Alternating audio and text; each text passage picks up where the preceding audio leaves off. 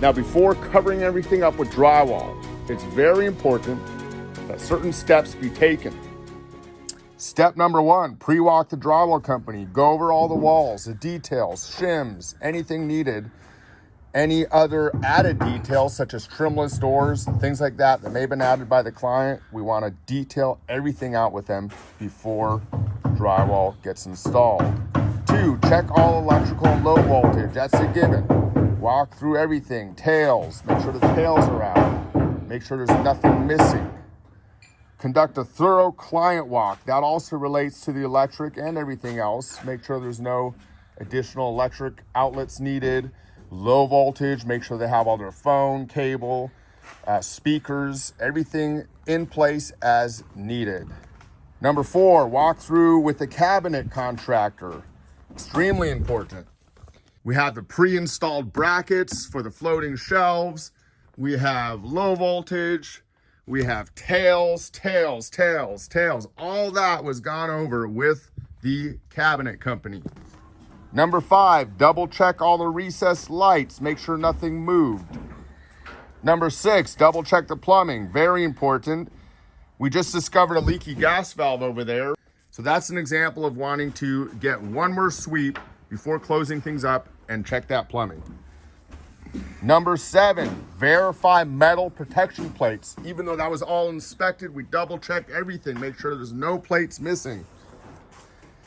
Number eight, document everything. Thorough walk, taking photos, pictures, videos of all the walls. I have an 8-minute video I've taken of every wall, including pictures. And I put that in a file for the clients. That way they have a full file of everything that's been done throughout the job. Number nine, inspect framing for drywall prep.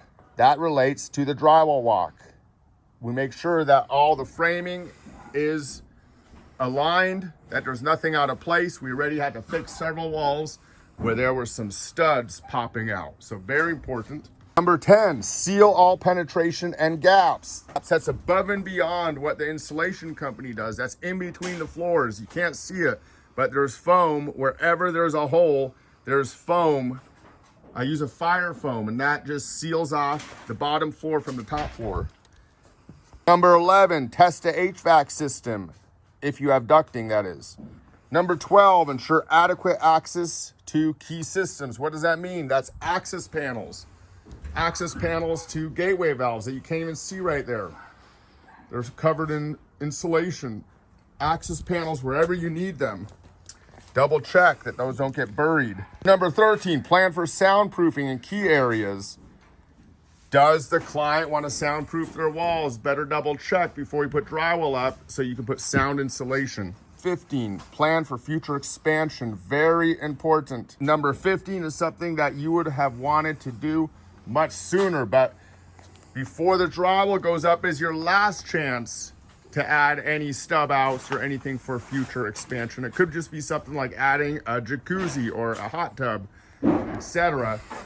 You're going to want to have those stub outs in place for when you need it, so you don't have to break open walls later and do a lot of demolition.